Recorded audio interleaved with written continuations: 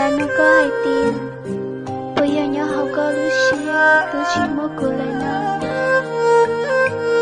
Giờ bây giờ hai tiền cô chỉ lấy từ mình chỉ có cô. Họ cháy tiền cô tôi chỉ ta luôn. Cô trở lại đa cùng một học nông. Học mong một học đi. Cô như chỉ luôn bây giờ nào. Bây giờ chỉ luôn họ chỉ khía cho cô. Ê yo che cô em hay nhớ cho linh ngô. Cô là nhớ cho lúc cô mà liều. Cô yi bao tiền, cô yi thứ này chỉ cho cô. Nếu tôi chỉ muốn đi đã chỉ nhớ cho tiền nó cho cô. Chỉ xa lưu khía cho cô chỉ tôi xía cho cô. Cô yi bao tiền, cô có một thêm. Nhớ hai tiền mấy nữa. Cô mua lại chê, cô ý xía. Muốn thiệt tôi này ở có lưu tiếc con cho đầm. Cô yi bao tiền, cô cho thác cô nhớ cho tiền nó. Họ trên kia cô yi chỉ lưu. Từ lâu, cô yi hai tiền, cô tự chỉ biết con. Cô yi hai tiền, cô tự chỉ biết con. Ê cô tự chỉ xa luôn. Tự chỉ cô chỉ tôi xía cho cô. Cô biết có yêu ở tao lên nó cho cô là cô chỉ tôi xía.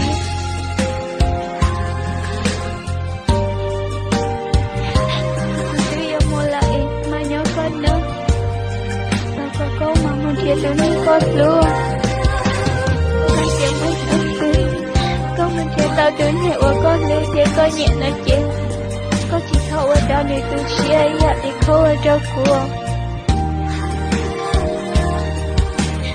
Con một túi tao như lịch chị. Chú có lưu xe còn đi. Lưu rồi đâu. Lưu nào cũng như tôi hiểu có chỉ ta lưu. Chả mấy nữa cứ em. Lưu họ chỉ ta lưu con. Lưu có chỉ ta lưu của. Chỉ nào cũng không một thể chị. Cô yêu quý xếp cho con. Tới khi cô yêu chị lưu lấy cô nào. Chả hãy để cô yêu con cũng lo lắng. Lời của yêu chị trở lại khi lời tiếc. Cả hai tiếng của yêu chị phải dạy đâu cô. Em muốn nông em yêu yêu school đi chỉ muốn là đi đã chị.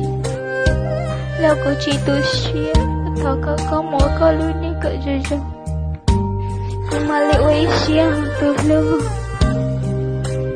Cô yêu bao tiền cô cho một thể. Thảo có mỗi có lưu đi. Cỡ rồi nó nhưng mấy nữa tương có nào hết tiền.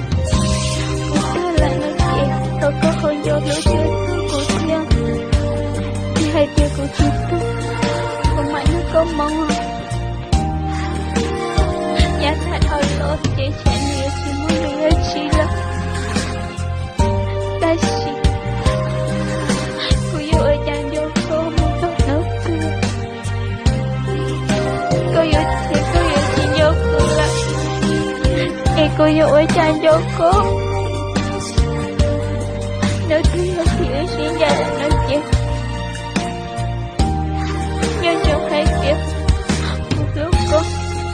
Em sẽ cô yêu nhau vô cô. Một tóc ta cứ tiện lên nó. Nhưng nào cũng có một.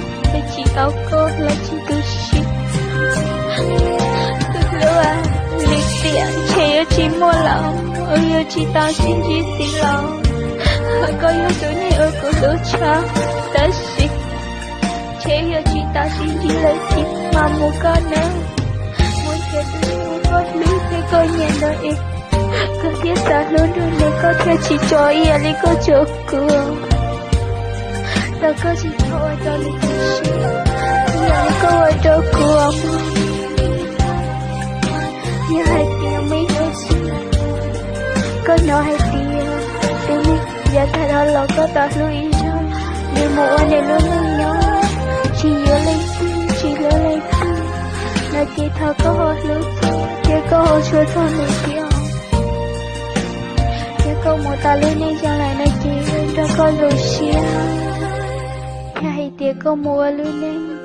Ê lưu chỉ lưu có. Lưu có tu xí nói chỉ. chế của yêu ba có tu xia yêu cho có tu xia tiêu